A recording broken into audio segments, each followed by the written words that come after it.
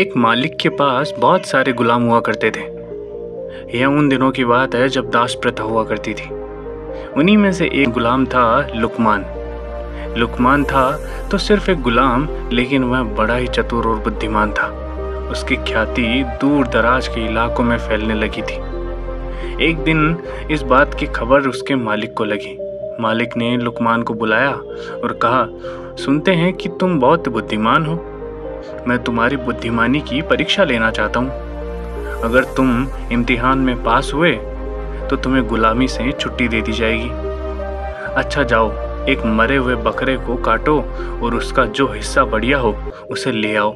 लुकमान ने आदेश का पालन किया और मरे हुए बकरे की जीभ काट कर मालिक के सामने रख दी।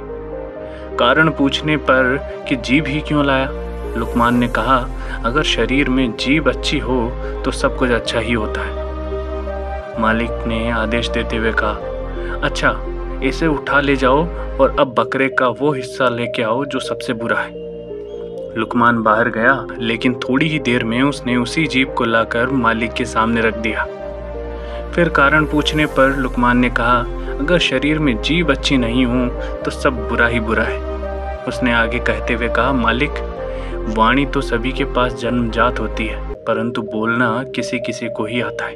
क्या बोलें, कैसे शब्द बोलें, कब बोलें, इस एक कला को बहुत ही कम लोग जानते हैं।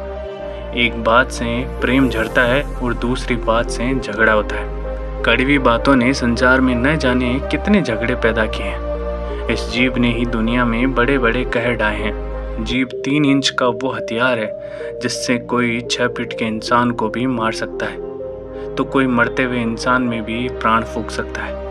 संसार के सभी प्राणियों में वाणी का वरदान मात्र मानव को ही मिला है।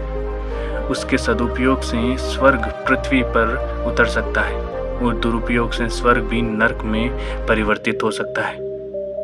भारत के विनाशकारी महाभारत का युद्ध वाणी के गलत प्रयोग का ही परिणाम था। मालिक लुकमान की बुद्धिमानी और चतुराई भरी बातों को सुनकर बहुत खुश हुए। आज उनके गुलाम ने उन्हें एक बहुत ही अच्छी सीख दी थी। उन्होंने उसे आज़ाद कर दिया। तो दोस्तों, कहानी का सार है कि मधुर वाणी एक वरदान है जो हमें लोकप्रिय बनाती है, वहीं कर्कश या तीखी बोली हमें अपयश दिलाती है और हमारी प्रतिष्ठा को कम करती है। आपकी वाणी कैसी है? यदि वो तीखी है या सामान्य भी है तो उसे मीठा बनाने का प्रयास जरूर करें। आपकी वाणी आपके व्यक्तित्व का प्रतिबिंब है, उसे अच्छा ही होना चाहिए। धन्यवाद। अगर आपको स्टोरी पसंद आती है तो प्लीज़ लाइक करें और सब्सक्राइब करना ना भूलें, और आगे की अपडेट्स जानने के लिए प्लीज़ बेल आइकन को ज़रूर प्रेस करें।